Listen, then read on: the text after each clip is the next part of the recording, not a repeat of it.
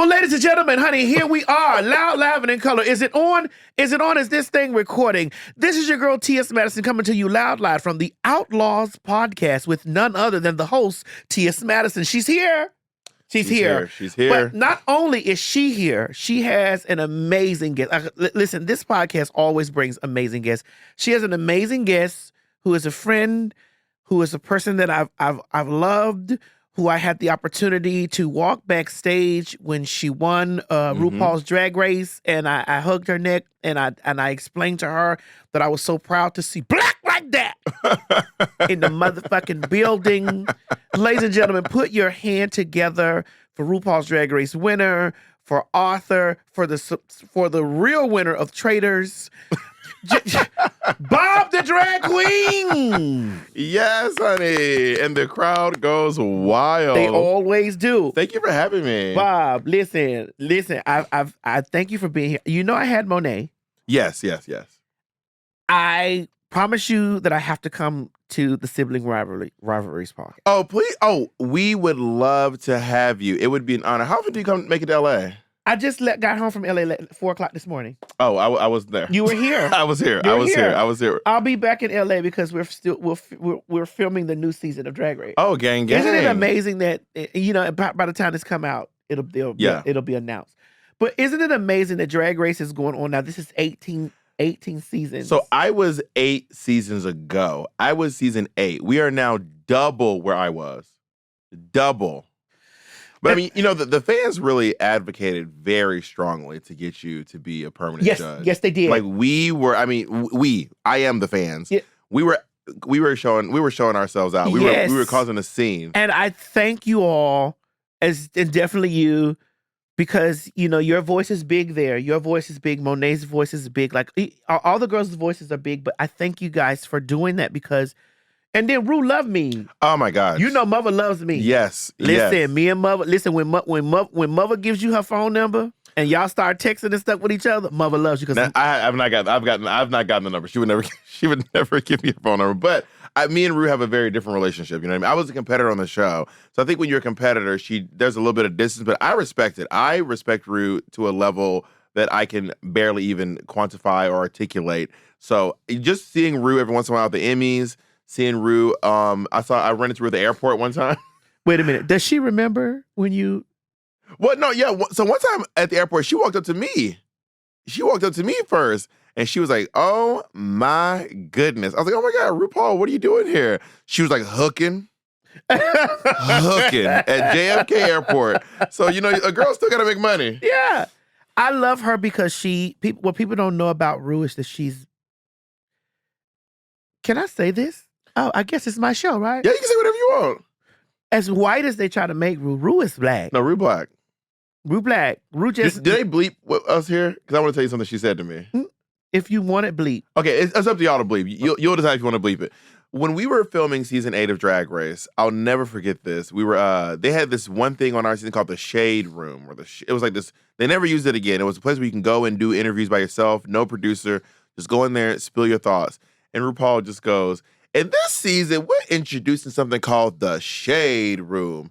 And if you got stuff you want to get off your chest, just let a nigga know. And I remember being like, oh my God, yes, we're home. Yes, we out here. We in these streets. And you felt that. Yes. Yeah.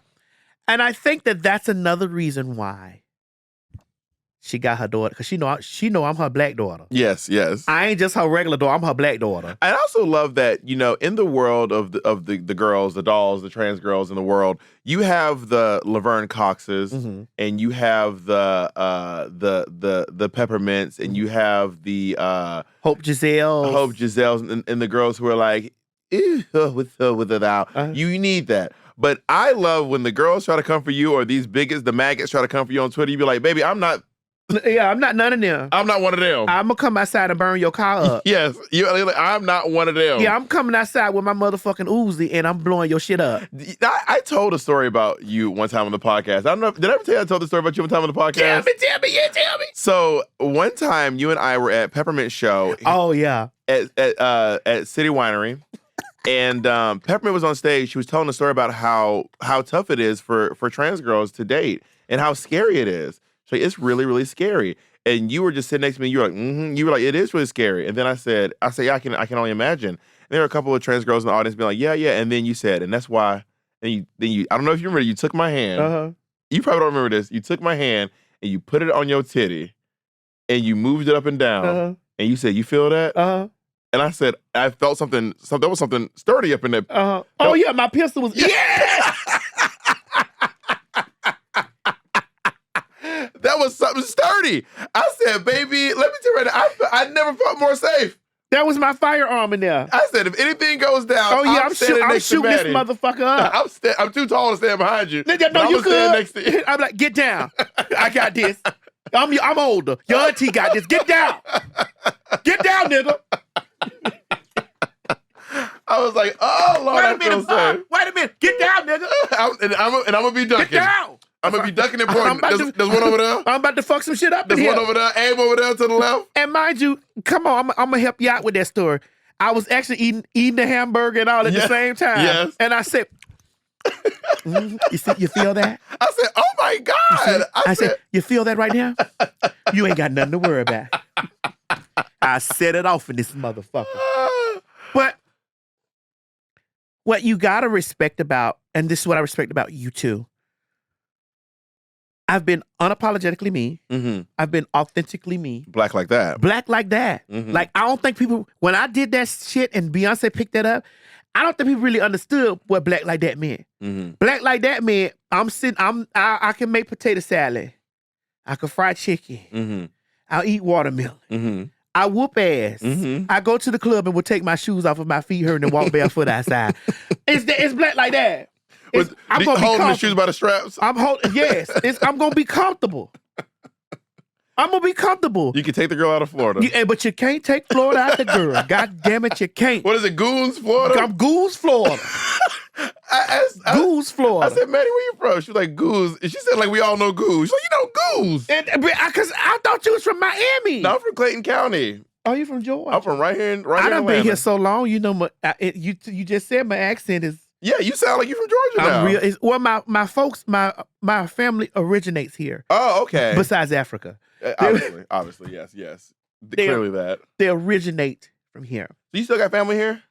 Uh-huh. Well, yeah, that's right. I watched your show. Yeah, I got family. My brother, no, I went home and filmed Oh, did you? in Florida, yeah. Oh, I didn't realize that. But I do still have family. I have a lot of cousins and kin. I got a lot of kin folks. They all over in these counties and stuff like that. I keep away because I don't want to ask me for no money. You know, there are certain family members when you know you're getting a text. There's certain family who will text you to see how you're doing. But there's that one.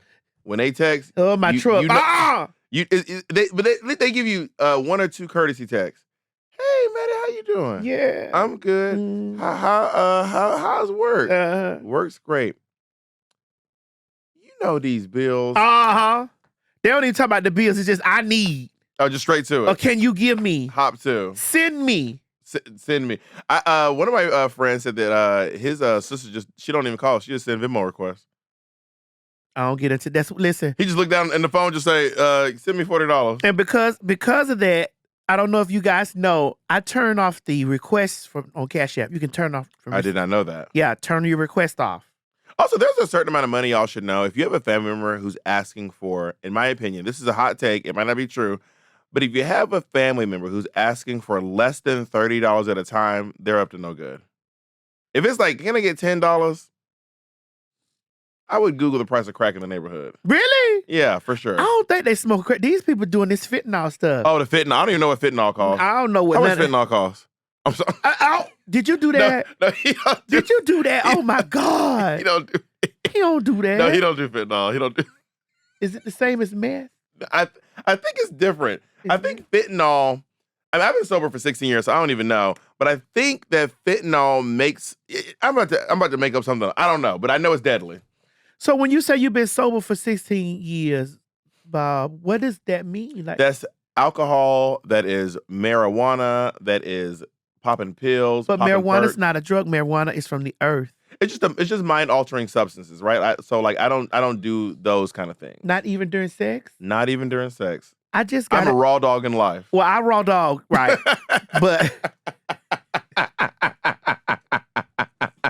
But I add a layer in sex now. Okay. Now. I didn't used to do it. What you be doing? Girl, okay, so You been in the poppers? No. Oh, that's crazy. That's real. I don't put nothing up my nose. Okay. I'd rather it go up my ass than my nose. Well, it's just a little. I don't do poppers, but if people been, Girl, I don't do that popper stuff. I don't need my ass to relax like that. Because the trade will really take advantage. we need a little pushback. If my ass relaxes like that, he just gonna go to work back there. No. So I have gotten into there's a drink that I found on Instagram, and you can find so much stuff on Instagram. Okay. Like I can find you on Instagram. I'm right there. You can find me on Instagram. I see you. You can find RuPaul's Drag Race on Instagram Right there on and Gram. TikTok. Mm-hmm. But I found this drink. It was called Now, and this is a shameless plug. But if they're listening out there, we do need your sponsorship. Y'all should sponsor next season. Nowadays, it's called Nowadays. Is you can drink the marijuana. I see you shaking your head. You know about it. You can drink the marijuana, and it's either 5. You get on Instagram? I found it on Instagram. Oh my! They got plugs on Instagram. Instagram to plug. It's 5. What is it? PCGs, TMQs. THC. 5 milligrams. There we go. Of THC. It's 5 milligrams THC, and then it's 10 milligrams. They have it in sparkling sodas, and they have it in like a lemonade. But do it taste good? Bitch, it tastes like lemonade. Well, I mean, so I poured it up. Sometimes I mix it with something else or whatever. Like I mix it with a Kool-Aid. Uh-huh. And girl, so this one night in particular, we haven't even gotten into the top of the stuff. I told him. I already told him we haven't looked at the cards yet. So this one night in particular, I poured it. This is the very first time that I got, that I added this substance to my sexual activity. Uh-huh. So I poured it and I was like, yeah, just kick in for nothing. And I'm up there just douching, girl. Cause I'm a verse bottom. There it is. Versatile bottom. Famously. So I'm and for a while the water was just running. And I found myself cackling more than douching. Now you're just cleaning the stream. It's already clean. I'm just cleaning. You done lost track of time. I've lost track of time. Trey texting me. I'm looking over there at my phone like, yeah, girl, give me. Wait, texting you from the other room? No, on my phone. I got my phone there. Oh no, I would never douche while I trade there. I've had someone do that. I've had someone douche while I was waiting. I couldn't. I don't mind it, honestly. Nah, I can't do that. Douche while I'm waiting. I'm very bottom friendly. So if you need to do, first here's the thing, I would rather us be in the same vicinity. You know what I mean? And I've had someone douche, not like they were in their, it was in their home. So it wasn't like a hotel. Because hotels have much less privacy. Yeah. Right? Even a suite has less privacy. But I was like I was playing PS5 and they was just doing their thing. And we had a good old time. I couldn't do it. I couldn't do it, Bob. You know why I couldn't do it? Because I wouldn't do it while he's there. Mm-hmm. Because okay, so this is how I'm gonna lead to the story. Okay. So the phone was over there. The trade texted me like, baby, what's up? It's getting late. I'm like, it's only 11. Bitch, it was already 1. Screaming. So I done douche. I feel like I do. And I also take a dildo. Okay, to go in there. I need to make sure if the dildo clean, the dick gonna be clean. You say dildo like it's a drag name. Give it up for dildo. Dildo. Welcome to the stage, the drag king, dildo. You're gonna love. He's gonna loosen you right up. It's dildo. It's dildo. So I put the dildo in there, and I make sure, and I always try to like push out to make sure. And like I was clean. Mm-hmm. And even right when I think that I'm clean, I will roll around on the floor. In the bathroom? On the floor. So I'm high doing this. I'm high. I mean, I've done the squats where you like squat down, you like put your knees to your chest, but I ain't never done yoga. You gotta roll around and stuff because if you got a vicious trait that's fucking you down, mm-hmm.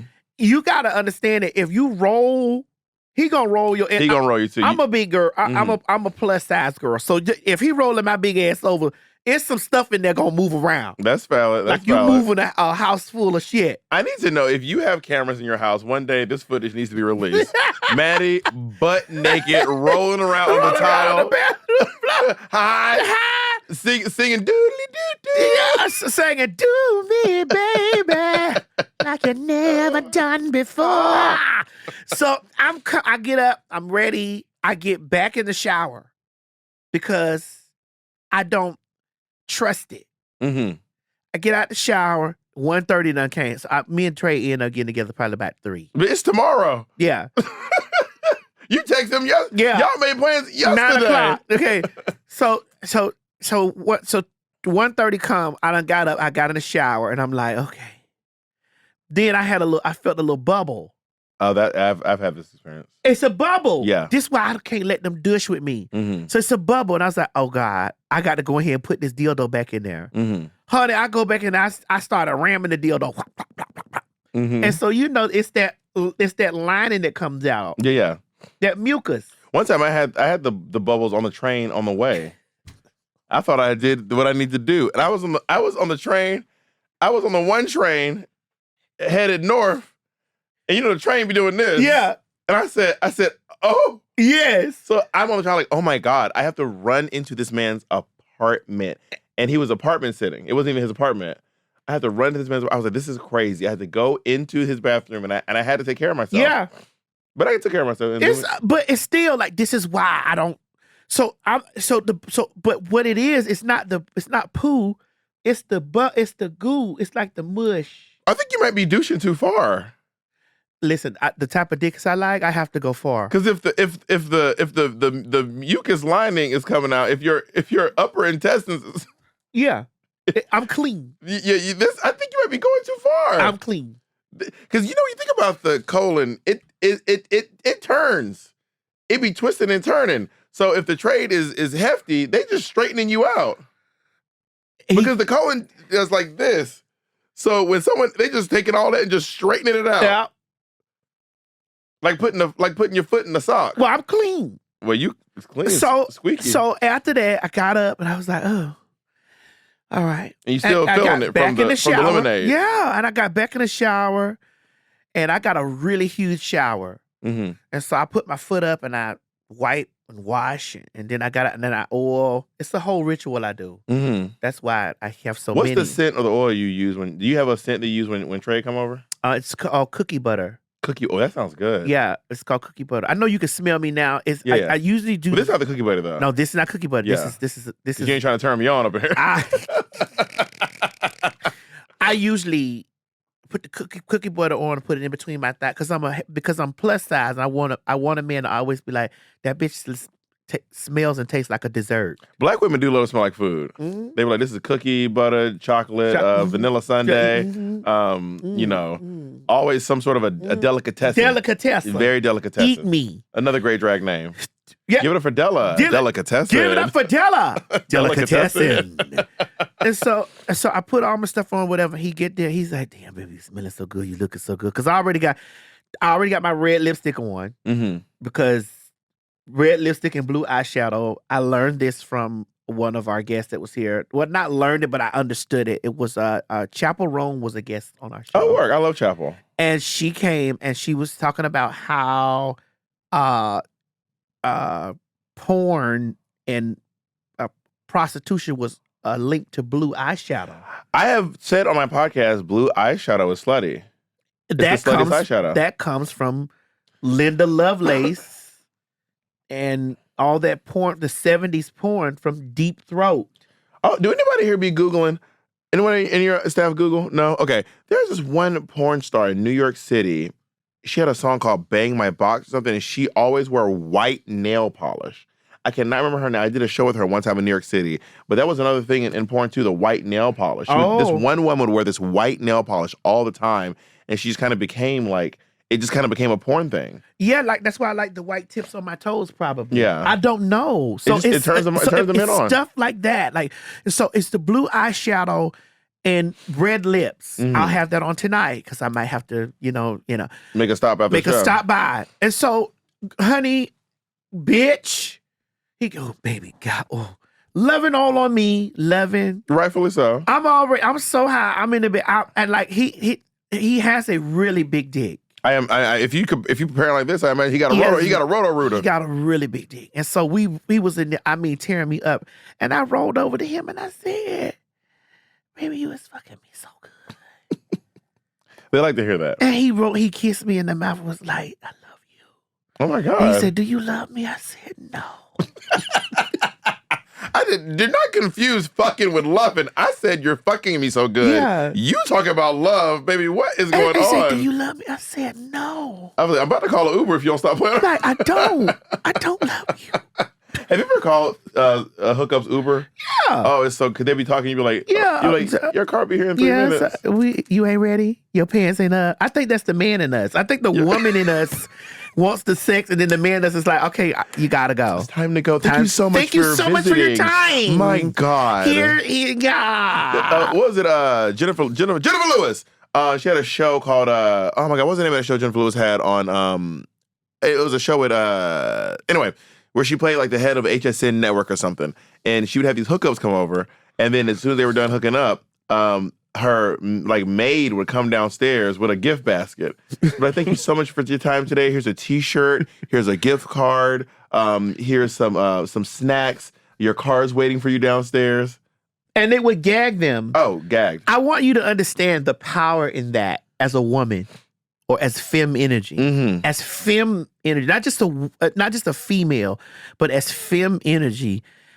It doesn't emasculate the man, but it makes the man understand the type of bitch he with. Mm-hmm. It makes a man understand, like, I'm with a boss bitch. Yeah, for sure, 100%.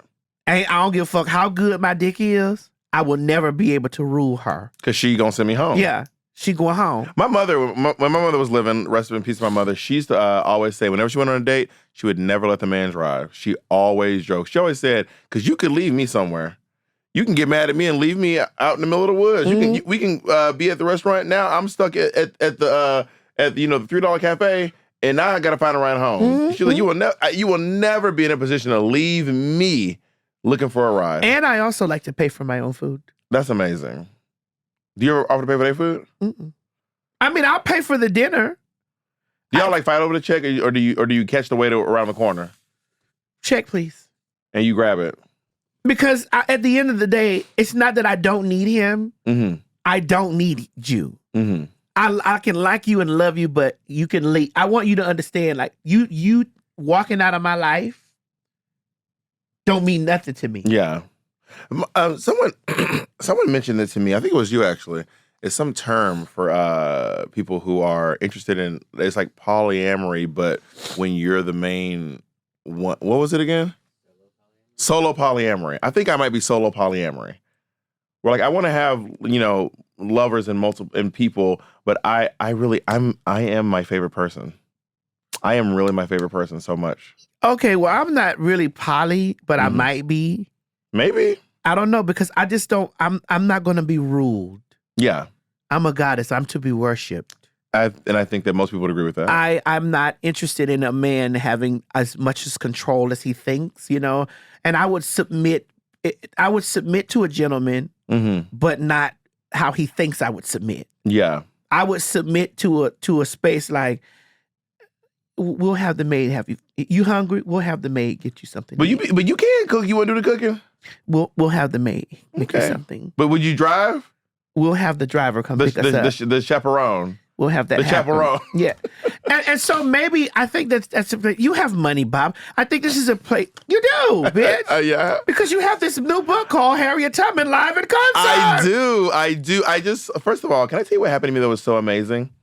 Yesterday I woke, I'm going to read the text to you. I'm going to read the text, and I'm going to tell you who sent it. And then I'm going to show you why this text blew my mind. I woke up to this text. It was day two of my book being out. I'm going to reiterate, day 2 of my book being out. This text said, honey, I just got my audio book of Harriet Tubman Live in Concert. I'm so excited. I just started listening to your fabulous voice. Love you, love you, love you. And then she said, I just want to send, I want to send this book to the folks who do the Nobel Prize for Literature. It is that great. I don't know them, but I want them to read this. Look who sent me that text. Wow. And I will tell you all at home, I woke up to that text from Whoopi Goldberg. Do you know how, like, I was, and to show you how much that means to me, because I we all have the people that we love, okay?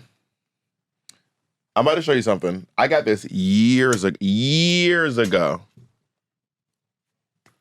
To the people who are listening who can't see. Oh, they're going to see.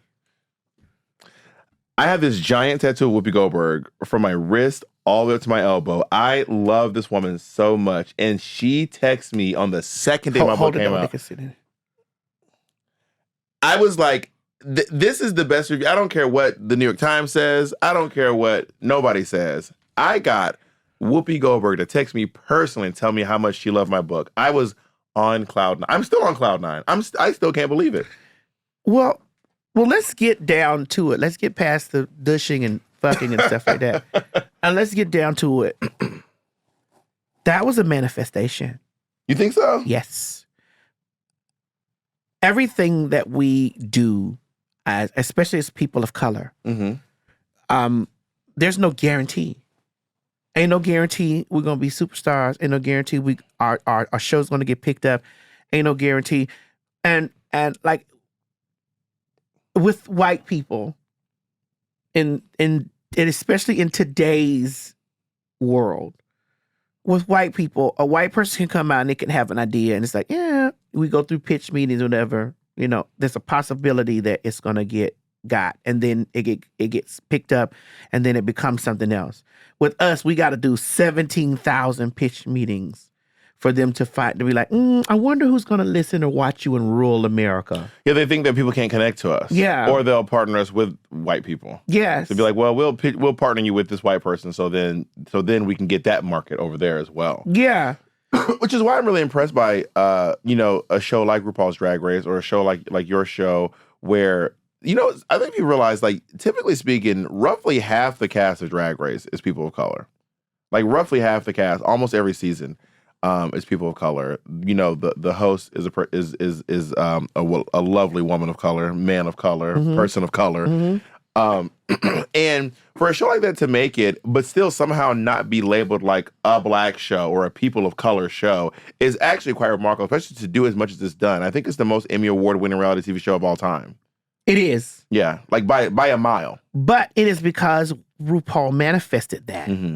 RuPaul said, and anytime that Ru's been asked, like, did you ever see yourself? RuPaul said, oh, I knew I was going to be a star. And my mama knew I was going to be a star. That's why she named me RuPaul. Yep. Because nobody else on earth was going to have that name. Yeah. You know what I'm saying? And so it's just like, it's about the knowing.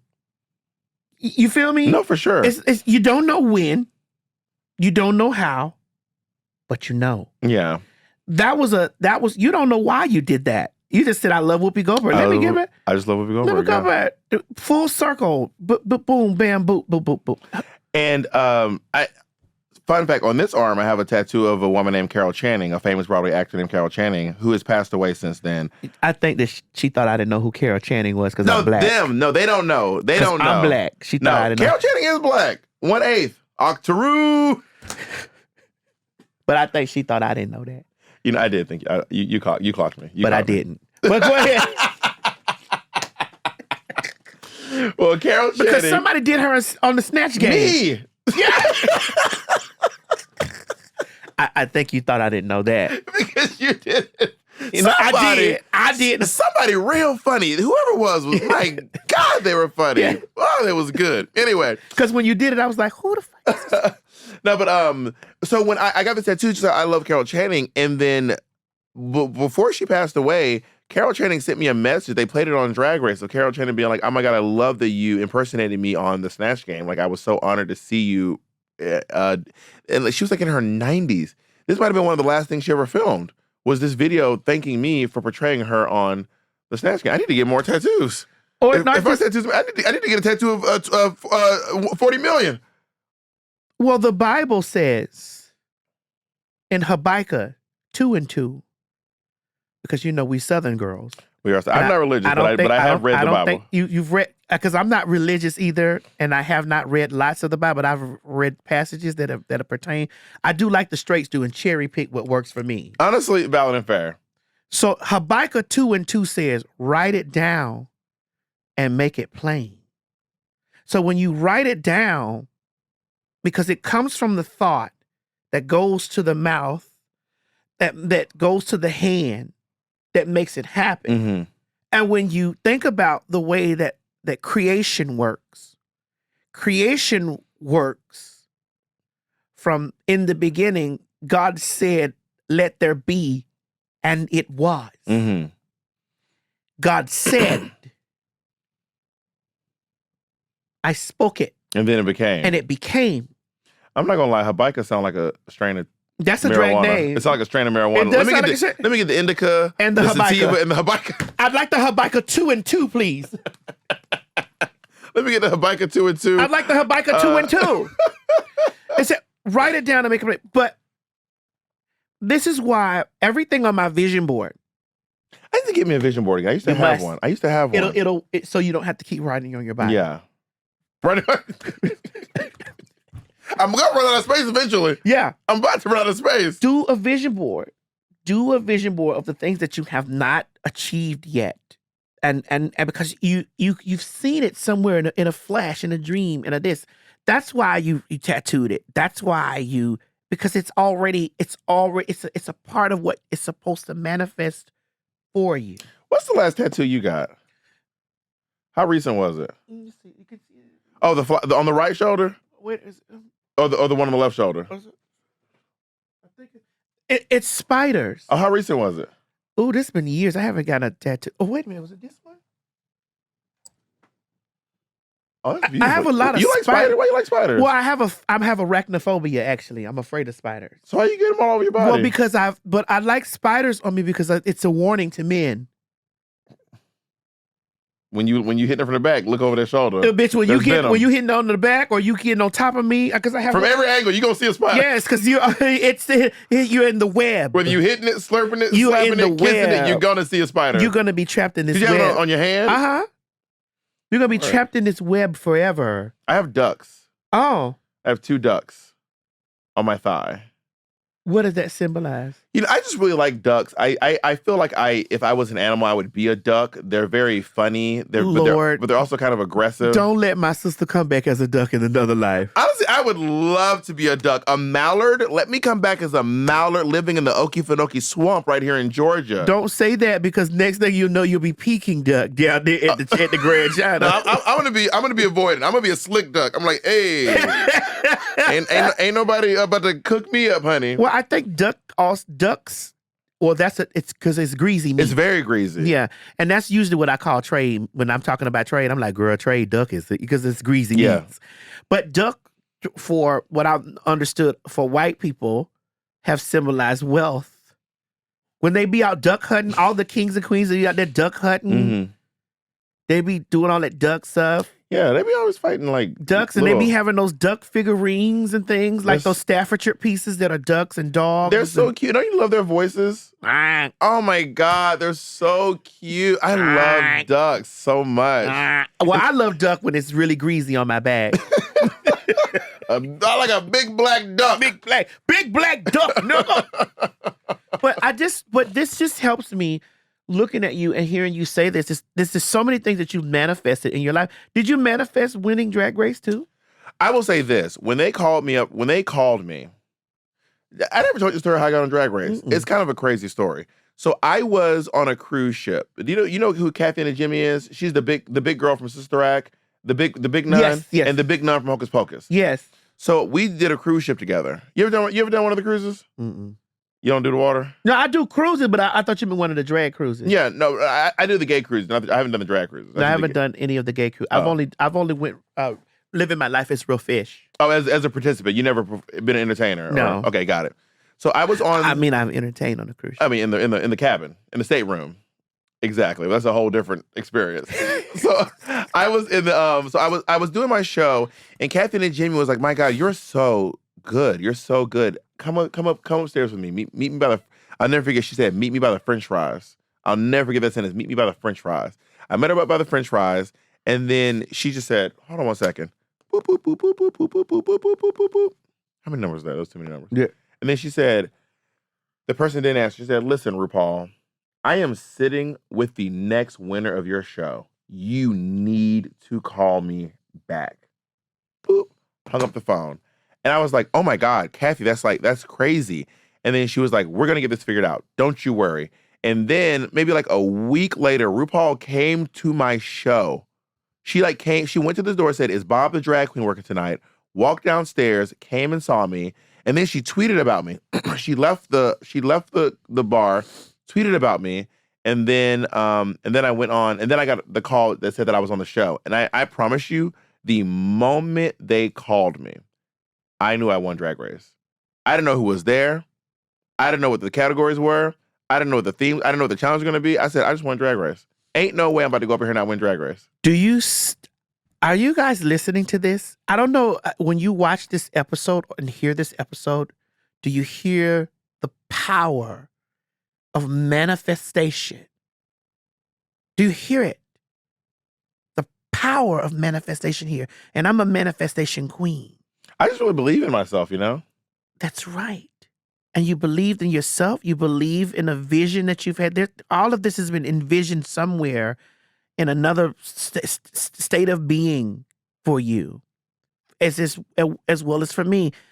Listening to you say that she called Ru, hung up, and it was like, whatever. And then it said the moment you got cast, you knew you won. Yeah, the moment they called me. My motto for those of you that watch the show or watch me, my motto is this: I don't know when, I don't know how, but I know. Mm-hmm.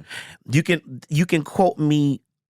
You can find these quotes back 10, 15, 20 years of watching TS. And if you ever get into a video where I'm having a conversation, I'm just talking to my audience and I'd be like, bitch, I don't know when, I don't know how, but I know. It's the fact that you know. Well, I mean, you've been a real, like, I think the reason why so many queer people look up to you is because y'all know, I mean, those of us who are, I'm chronically online. I am always up to date with every trend, every sound on TikTok, everything on Twitter, everything on Instagram, all the YouTube videos. So I was deep in Vine. I was deep, y'all. I was on Vine like it was. I know all the things from Free Shavakadu, all of it.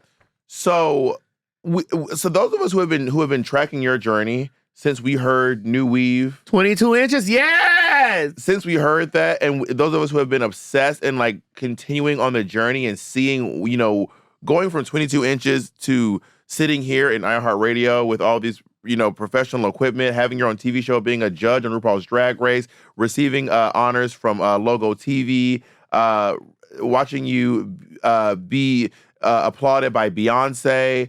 Those of us who have been there, we're like, of course this makes sense. Because we saw it. Like, we saw something that Ru said that I agree with. I read in Ru's first book, Let It All Hang Out, was before I was like making it, before like things were going big for me, I kept being like, this doesn't make sense. Like, I did a show and only 3 people came. This doesn't make sense. But so when I did a show and, you know, 5,000 people came, and then when I performed for a show with Madonna and there were 1.6 million people there, I was like, oh, this makes sense. This is what I saw for myself the whole time. Now it makes sense. I almost thought I was crazy. Back when it didn't make sense. I always saw it for myself, which some people call arrogant. No. But I just call it believe in myself. It's you know. Yeah. It's not arrogance when you know. I'm gonna go on record with saying this. That Housewives of Atlanta show their ratings are never gonna pick up until they add me on that show. They should too.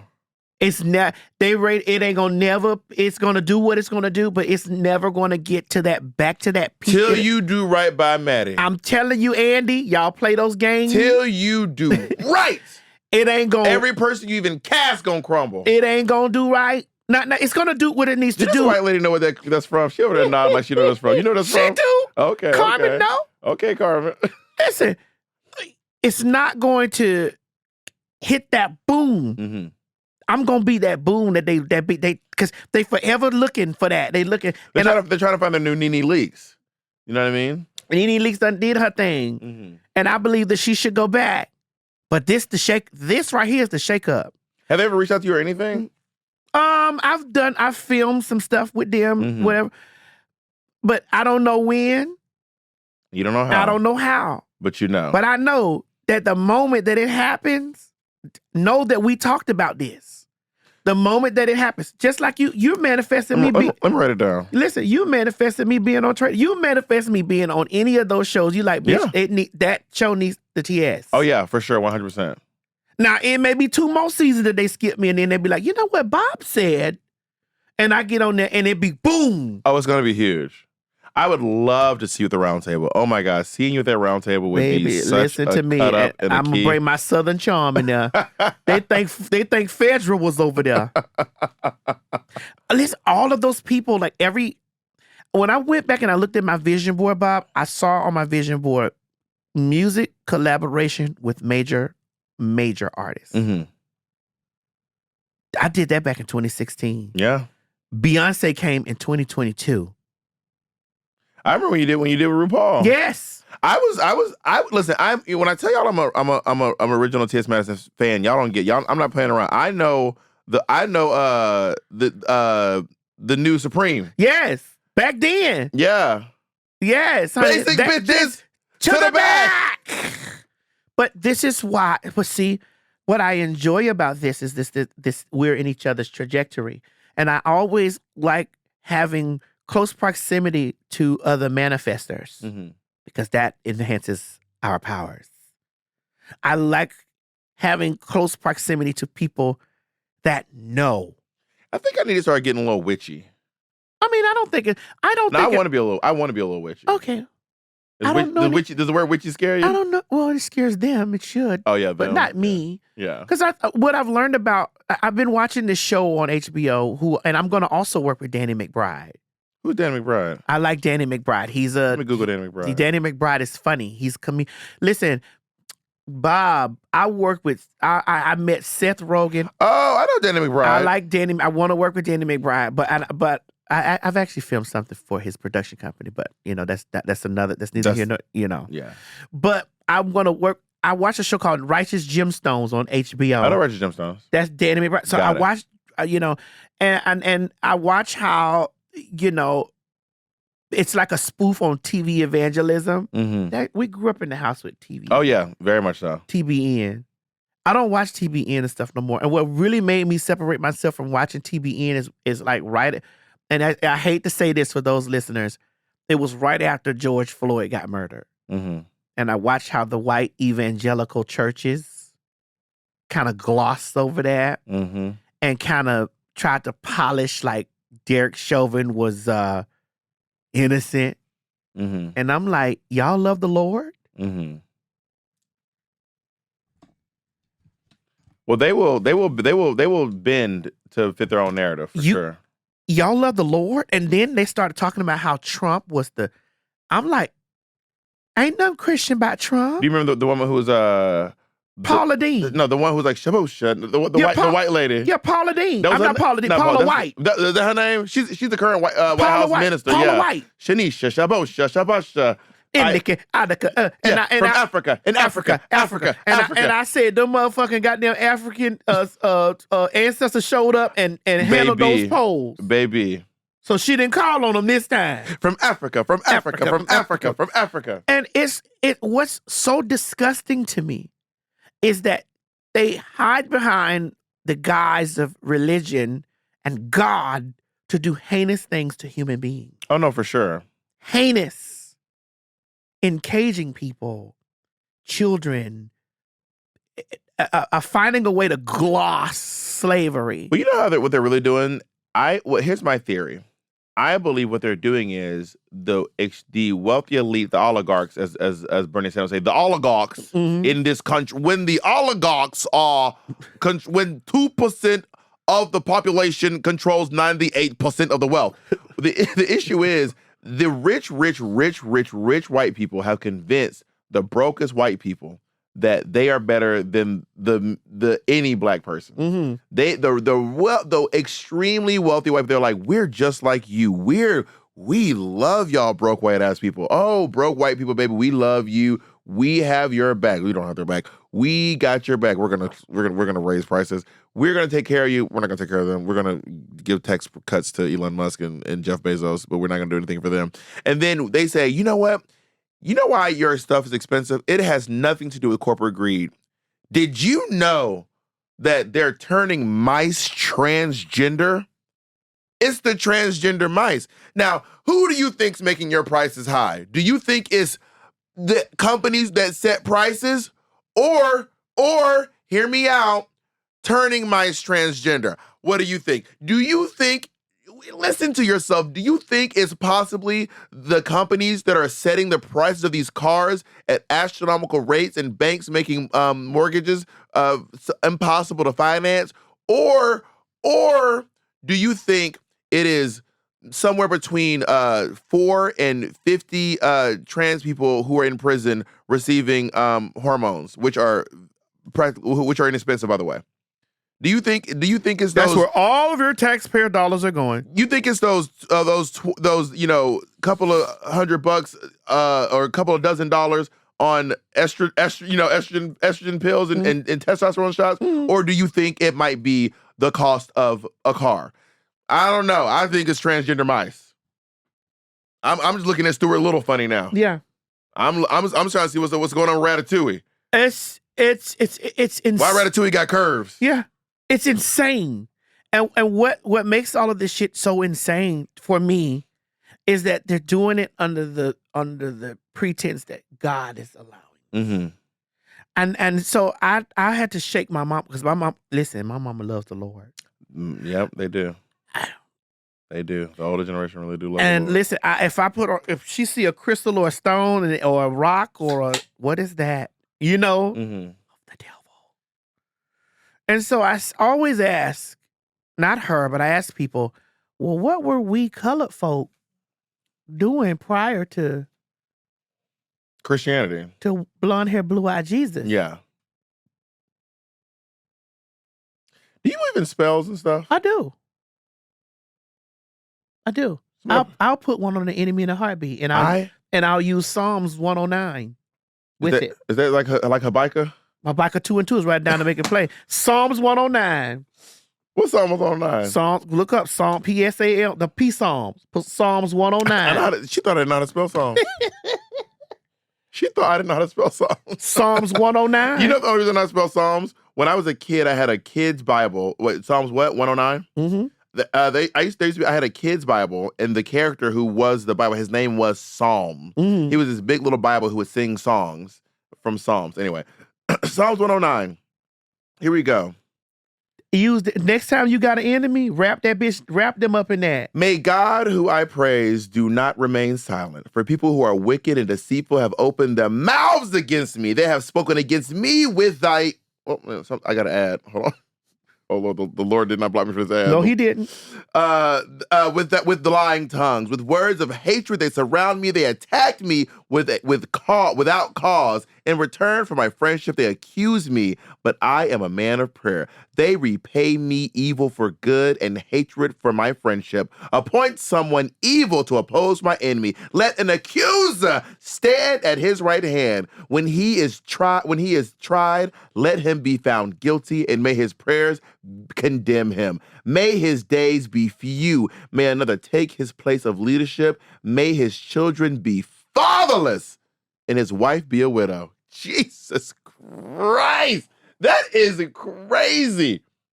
That's a wild one. That's my next tattoo. To all my enemies. I will rap a bitch who do evil shit to me. I will rap a bitch name up in there. I will write their names 3-4 times. 3 to 9 times. I will wrap that shit up, honey. Stick that in something and put it in somewhere, dog. I don't know how to curse people. I don't know if that's not a curse. That's a prayer. That's a prayer. There it is. And the Lord said, and the Lord said, may your wife be a widow. Bitch. I know that I don't know how to curse people, but I do like to curse people because I know it makes them uncomfortable. So if someone makes me uncomfortable with their bigotry and their hatred, and especially if they're particularly religious, I will curse them because I know how uncomfortable it makes them. Listen, that's how you work that against them. Mm-hmm. Bitch, I bind you in Psalms 109. And then for protection, Psalms 91. Let me see what's on Psalms 91. Protect yourself is Psalms 91. We going to church today. Mm-hmm. And also doing some witchy stuff. Psalms 91. Whoever dwells in the shelter of the Most High will rest in the shadow of the Almighty. I will say of the Lord, He is my refuge and my fortress, my God, in whom I trust. Oh, it's longer, but surely he will say surely he will save you from the fowler's snare and from the deadly pestilence. He will cover you in his feathers, and under his wing you will find refuge. His faithfulness will be your shield and rampart. You will not fear the terror of night, nor the arrows that fly by day, nor the pestilence that stalks in the darkness, nor the plague that destroys at midday. Mateo Lane's calling me. That destroys at midday. 1,000 may fall at your side, 10,000 at your right hand, but it will not come near you. You will only observe with your eyes and see the punishment of the wicked. If you say, the Lord is my refuge, and you make the Most High your dwelling, no harm will overtake you, no disaster will come near your tent, for he will command his angels concerning you to guard you in all ways. They will lift you up in their hands so that you will not strike your foot against a stone. You will tread on the lion and the cobra, and you will trample the great lion and the serpent. Because he loves me, says the Lord, I will rescue him. I will protect him for he acknowledges my name. He will call on me and I will answer him. I will be with him in trouble. I will deliver him and honor him. With a long life, I will satisfy him and show him my salvation. Hallelujah. Can I tell you how that relates to Harriet Tubman? This is actually one of my favorite things about Harriet Tubman. So first of all, my obsession with Harriet Tubman is lifelong. In Georgia, at least in Atlanta and in Columbus, where I grew up, we take Black History Month very seriously. It is Black History Year. Atlanta is one of the blackest cities in America. In fact, the blackest town in America is just south of Atlanta. This is like one of the blackest places in America. I have been obsessed with this woman for so long, and do you know that she would use her prayers for retribution as well? So Harriet Tubman famously, when her slaver passed away, he said, "You'll be set free." It's called manumission. When a slave owner frees their enslaved people, you will be set free. The man died, and then Harriet was inherited by his son. And Harriet went to his son and said, "Okay, your father said I'd be set free." His name was Edward Brodus. Edward, or Mr. Brodus, since your father said I'd be set free, I'm assuming now is the time when I get to go. And he was like, "No, thank you." Harriet said, "Okay." She prayed. She said, "God, please, please, please change his heart. Please, God, change his heart. Please, God, change his heart." Never changed his heart. Harriet Tubman said, "You know what?" And this is corroborated by several historians. She said, "If you will not change his heart, stop it. If you won't change his heart, stop it." That night, Edward Brodus died. She goes, if you get this man out of my way, if he's going to be in the way of my salvation, what you have promised me, that I get to live free, that I get to be a free person, stop this man's heart. And that night he passed away. And that was Psalms 109. Like literally that night. Isn't that crazy? No, it's not. The things in Harriet Tubman's life are so impressive. What she did with first of all, Harriet Tubman was born Black below the Mason-Dixie line. She was enslaved. Her mother was born enslaved. Her grandmother was snatched up off the west coast of Africa. She could not read. She could not write. She had a very traumatic brain injury that caused her to faint for hours at a time, day after day. She was 4'11". 4'11". Yet she rose above every circumstance. She was a very intimidating woman. She carried a pistol with her everywhere. I think Harriet may be reincarnated right here. And because my pistol is definitely in my pocketbook over there. And that's why I feel safe with you. She carried a pistol everywhere she went. And when she was on the road, she said to them, "Listen, y'all, when we go to freedom, you can't turn back. No turning back. You're not allowed to turn back. Because if you turn back, you're going to make it dangerous for everyone who went ahead of you, anyone who wants to come after you, because they'll torture you. They'll get the information out of you. You can't go back." And she famously said, "If you try to turn around, I'm going to kill you. That will be the last step you ever take in your life. It better be a good one. You better feel real good in that step. It would be the last step you take." But she never had to do it. That's how powerful she was. One man one time allegedly tried to turn back, and she put the fear of God in him. He must have heard that hammer click. He heard the bitch. And like I said, it was one of those old guns. It wasn't one of those guns where it leave a hole. It would wreck your whole shit. She would shoot, your whole fucking shoulder would get knocked off. A chunk is coming off. closed casket when you get hit one of these pre-Civil War guns. You know what I'm saying? She did all of that before she turned 40. Everyone sees the pictures of her. She looks all old and stuff. Y'all, that's because she had to do what she did in silence. No one knew who she was at the time. Later in life, they knew who she was. So you see, there's maybe 5, 6, maybe somewhere around the pictures of Harriet Tubman. Most of them are her as an older woman. There's one beautiful picture. I don't know if y'all have the image. Y'all have the ability to do images on screen. But Can we put it in post? Yeah, we will. Okay. This picture of Harriet Tubman is so stunning. This is the last photo. This may very well be the last photo ever taken of Harriet Tubman.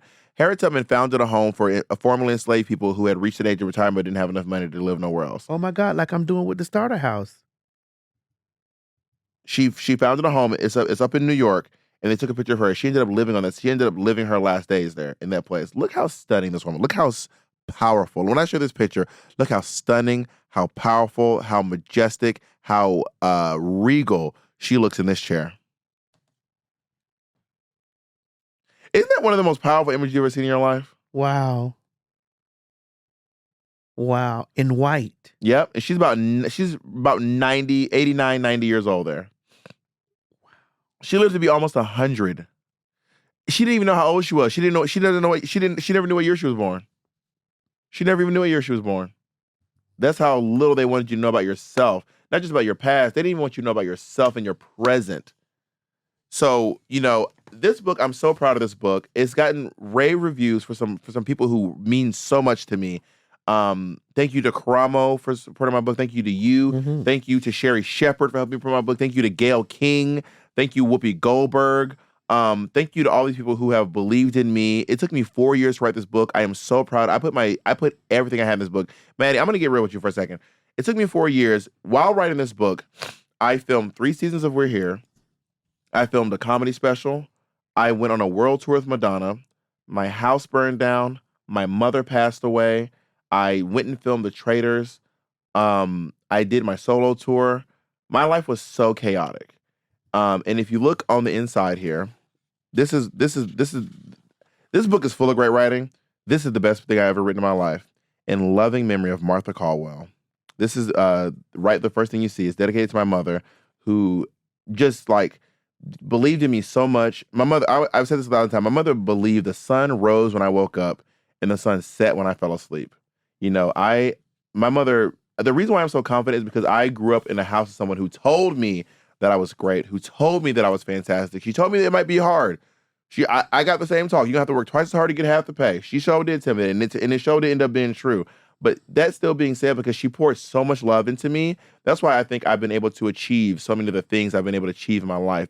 You remember the season with Gigi Good? Gigi Good, we're always going. Were you judging that season or no?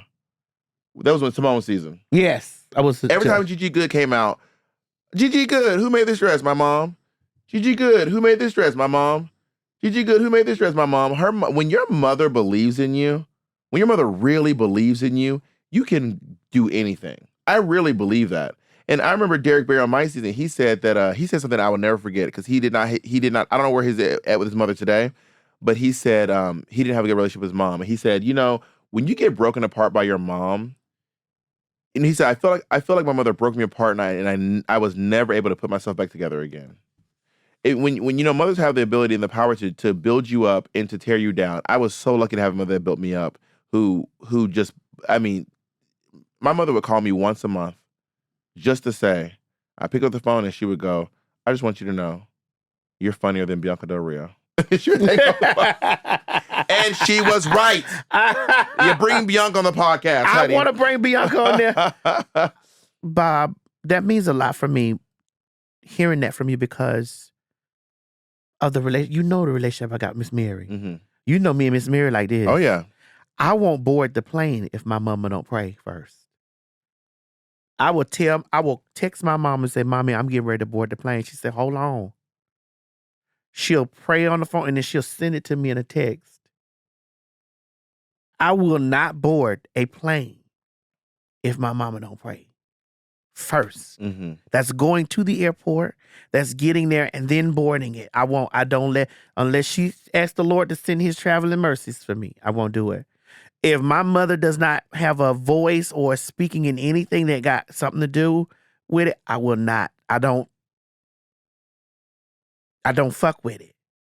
Because my mama tell me I can do everything. And you have. She tells me I can do everything. So girl, you didn't see me grab this book and was like, oh my God. Mm-hmm. Because that's a big fear of mine too, that my mother's gonna pass away. But I'm not as fearful of it as I was younger, because I know that if she does transition during my journey anywhere and anything that's going on in my life, I do believe that, because, oh God, y'all, I don't read the Bible like that, but I just remember the thing that she's instilled. The Bible says, for we wrestle not against flesh and blood, but the principalities of darkness and workers of iniquity in dark places or high places. I know that in the flesh, and I want you to take this, in the flesh, your mother did all those things for you. Imagine what she's doing for you now. I can only imagine. I can only imagine. My mother, I really lucked. I hit the mother lottery. I really did, y'all. I could not ask for a better mother. Martha Caldwell, wherever you're listening from, like I got so lucky. Also, I want y'all to know right now, losing your mother it is hard. For me, it's the hardest thing that ever happened to me in my life. I lost my mom on Mother's Day. My mom died on Mother's Day last year. And it really sucked. You need it. It was really bad, actually. So it doesn't matter what age you are. You could be 90 and lose your mom, and it's gonna suck. But especially if you're under 40 or 50 and you lose your mom, it hits really, really hard. If you're on Mother's Day and it's tough. It's a tough day when you feel like a motherless child.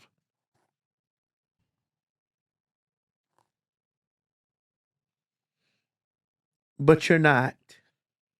Remember, the way she held you down in the flesh world, there's nothing that you won't be able to reach up to heaven and ask for that won't be given to you. Just know that. That's like a big, gigantic fear of mine too, because my mother is older. She be sickly and stuff. Like I'll be on the road. Like I won't board the plane without having a conversation with my mom. Mm-hmm. Because of that, what we got. And as faggots, yeah, people don't understand the importance of that. And to people who throw their gay, trans, bi, whatever fuck kids out in the street because of some gift that God gave us to be who the fuck we are, it's your loss. But to those parents who embrace us and love us and nurture us and go with us on this journey in life, it's so rewarding to them and us. Yeah. Can I give my hot take before we move on to? Yeah. Trans women who, this is a hot take. This might even make the episode. It will. Trans women who call themselves faggots are elite. Elite. Elite day. Is that a horrible? Is that bad? No. There used to be this drag queen named Mayuko. Well, her real name was Mayuko. Her drag name was Japanese fucking bitch. And we all called her Mayuko, when we were talking, but she goes, I'm not going to do her Japanese accent. Yes, you but she had a really thick Japanese accent. Do it. And she would always go, she had a very Japanese accent. And she would go, they'd be like, give it up for Mayuko. And she would be drinking her Corona. And she'd be sitting on the side of the stage and she would go, And they'd be like, Mayuko. And she goes, my name is Japanese a fucking bitch. And they'd be like, why? She goes, because I'm a fucking bitch. And then she'd always say something, but I remember she would always say, I am a faggot. Yes. And I just, Mayuko, I think she's in Florida now. Wherever you are, Mayuko, Mayuko don't listen to this. She's like, Mayuko's a woman of a certain age. I don't think she's on the internet these days. But Bob, you've heard me. I watch Maddie in the morning. Yeah. I don't know if you remember backstage when you were getting ready to walk out for, was it the give up or the crown? The step down. The step down. Yeah. It was something. And I grabbed your hand and I said, I'm so proud of you. Bitch, we're faggots. I grabbed your hand in the back and I said, we're faggots. And we're not just, we're black faggots. Now, to the trans girls who don't call yourself faggots, you're hey, cool. I don't give a fuck about y'all. You're cool too, but Excuse me. there's Bob no don't have elitism. listen, Bob don't gotta try to smooth it over. I don't give a fuck about y'all. Bitch, we're faggots. Do you know the country that we live in? We live in the United States of America during the Trump administration. It ain't but two of us. We're back to two things: dykes and faggots. There's nothing in between. All this non-binary, a trans, goddamn, he, she. Okay, man, it's going off the rails. No, I'm just telling you. You gotta know. You have to know the hard truths of what's going on now. Well, if the cops pull you over and say, "Faggots, get out of the car," it's what it is. Who do you think he's talking to? The person in the car that's identified as trans, non-binary. We're all the faggots. Your identity can be whatever it is. He's talking to all of us. But to them, to the wicked world that we're in right now. That's the crux of what you're saying. When the opposition says to the wicked world that we're living in right now, it ain't but two things going on: faggots and dykes, and that's it. That's how they view us. We're back to the beginning. But because we are resilient and we're strong, and we are hopefully this makes us unify more than ever. Mm-hmm. We're black, brown, we're trans, we're non-binary, we're gender fluid, we're queer, we're all of these things in community. And we respect each other in community.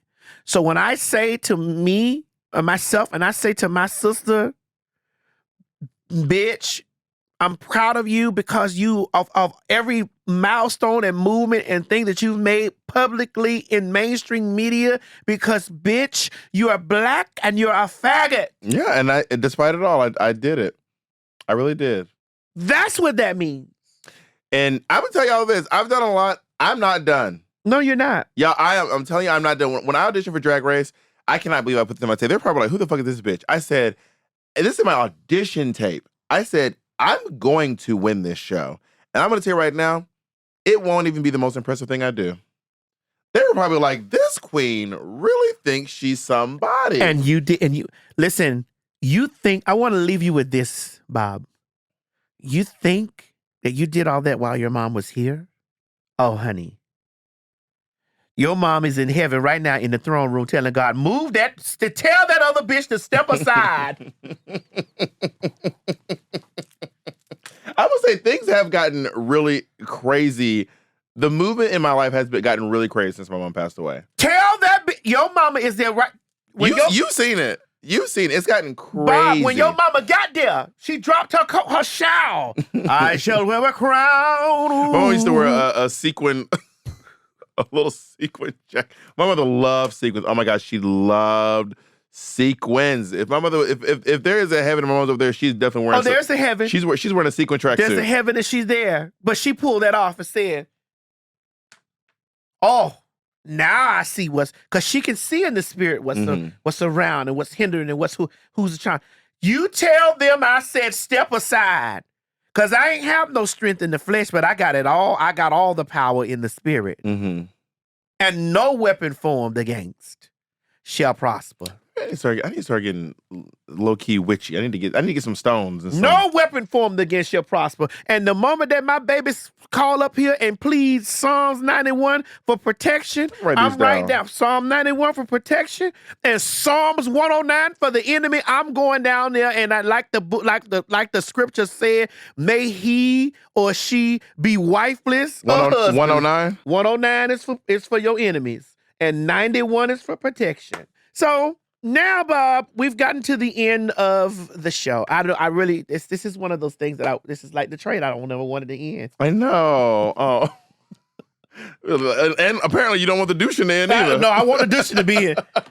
Because, baby. At this point, Maddie's rolling around on the floor. I get tired of the lining in my ass, okay? So, all right, it's time for my favorite segment. It's called Ban It, Bitch. Some people out here are banning drag shows, LGBTQIA books, and even our very existence. But we're flipping the script. What's something, if you ruled the world, that you'd ban? Oh, this is easy. I know this is easy because, listen, you're quick on it. Now, here's how it works. Oh, okay. I was ready. Yeah. Are you ready? All right. My name is T.S. Madison, and if I ruled the world, I would ban the mandates on synthetic wigs versus human wigs. Listen, let me tell you something. The unit that I have on right now is a synthetic unit. Now, here's the thing. Here's the gag about it. I like my hair to be laid down, dyed, fried, and laid to the motherfucking side. I like this about it. But, bitch, there are times, dyed, lied, and laid to the fucking side. But sometimes I'm in a rush. And so I may have to get a shake and go, put it on, snip it down, fluff it up, honey. The mug still remains the way. It's just the hair just brings, a extra piece of sickness to it. But bitch, when your mug sits, whatever you sit up under will sit with you too. Hi, yada bullshit. I want to ban those girls that said that you can't wear no synthetic wig no more. Girl, who told you that? Bitch, if it makes the mug motherfucking right, wear the motherfucking wig. And that's all I got to say. I ban you hoes. Also, Afro Maddie, love me some Afro. I love Afro Maddie, baby. Because Afro Maddie be in a different vibe. When Afro Maddie come out, everybody better watch out. Yes, God, I'm ready. Afro Maddie, when Afro Maddie show up, it's about to be a show. All right. Okay, it's your turn, Bob. Hello, my name is Bob the Drag Queen, and I am now the head of Doge, the Department of Gay Excellence, and I have decided that today I will be banning cisgender straight men as flight attendants. I do not want to see no cisgender straight man. I am 30,000 feet in the air, and I want to feel comfortable. Have you ever felt comfortable? Listen, you feel comfortable with a straight man standing over you going, nigga, you want some peanuts? No. You want some crayon apple? I do not. What I want to see is I want a middle-aged woman named Margaret with a nasty asymmetrical bob. I want a blue-haired, they-themmy, 22-year-old, waifishly thin. I want a gay man with too much hips and from the back, low-key looks like a woman. I do not want to see no cisgender straight man pushing no motherfucking beverage cart at 30,000 feet in the air. Thank you. What? Well, wait a minute now. I do, because if he's bringing me nuts. Well, y'all can fly on Maddie Airlines, but on Delta, you're not allowed. Bob, I love you. I love you too. I thank you so much for This coming. is my pleasure. Girl, bitch, I was over here like, don't make me cry, bitch. And I got one of your producers. I'm so sorry. Don't make me cry. Don't make me cry. And you got me too. I put my little I put my thing on. I'm like, you not finna mess up this lash because I don't know if the glue going. It's holding now. It's over Gonna right make now. this lash stuck up. But I love you. You could call me and ask me to do anything, and I do it. Same. I want you to know that. Same. You know what? I love you so much. If you need help moving, that's how much I love you. We'll call. Listen, I told you I'm not the type of girl. We'll call somebody. But I'll come over and we'll have snacks while they move. While they move, yeah, we'll do that. Exactly. Mom, come help me move. You know that mean. We gonna move. Put that over there. We gonna kiki while we point. Put that over there. I'm not doing. Listen, I've gotten to a place in my life, sister, where I'm not doing none of that stuff. Which is valid and fair. I told my mama that. I said, Mama, listen, I need a governess. What's a She was governess? like, what? That's what she said. What is that? She think I don't know what a governess is. That's what she said. What's a governess? I'm like, Mama, I need someone to live in. I work. Like a butler. Yeah. But is that the lady form of a butler? Yeah. A governess. I want that in the house. I want that to live. I got a guest house in the back. She can live out there. Mm-hmm. Or they can come in on shifts. I want that. I don't want to have to come home and take the garbage to the road. And I don't want to have to come home and I don't want to come. Well, you've worked hard. You shouldn't have to. Yeah, I don't want to do that. Yeah, and I don't listen, there was a regular bitch named, and see, I ain't supposed to say it. Who were the girls you're going against? What's the website you was fighting with the girls from? The Boogie? What is it? The Bigo? Bigo. Well, I wasn't fighting them. I was just, the Bigo girls got mad at me because I said that they were trying to ban TikTok. They try to go to Bigo. And I was saying, they ain't worried about the Bigo girl because they over there fighting and killing and stabbing and shooting one. They don't give a fuck about them. Is Bigo like the Zeus of the Zeus network? But I wasn't reading them because I know those girls make money over there. Bigo girl. Listen, shout out to the Bigo girl. Shout out to them. But I was really giving them their props, but it didn't sound like props. But it was like, bitch, them girls over there stabbing, shooting, and killing each other for beans. It was lopsided props. No, it was real. Like, bitch, you hood. They ain't thinking about you. Yeah, I haven't even. I found out about Bigo because of you. I didn't even know what Bigo was. But Bob, they not thinking about y'all over there. They ain't thinking about their black money. They over there at the TikTok. That's why y'all girls still stack y'all beans. But y'all ain't got nothing to worry about over there on the chopping block. You got it. Beans is wild. Bitch, are the gifts beans? Or? Yeah, they beans. They give them beans, I think. I don't know. Listen, I just know you'll get stabbed, shot, and killed over there on Bigo. Well, I'm from Clayton County, and I'm scared to go there. Okay? Listen, I ain't scared of none of them motherfuckers. That's why I got right in the paint with them. I say, hey, I want to let y'all know now. I was around before any of this came in existence. I don't have a permit. I got to stand near you. If I be in Bigo land, I'm going to be scared. I've never held a firearm. The gag is I ain't got no permit either. And he ain't got no license. That's some more bit. You let that man drive your car, he ain't got no license. And don't, but he damn sure a good driver. That is so crazy. All right, we love y'all. Thank y'all so much for tuning in. We'll see y'all next time. Bye. Thanks for watching Outlaws. Thanks for watching Outlaws with Bob the Drag Queen. And T.S. Madison. That's right.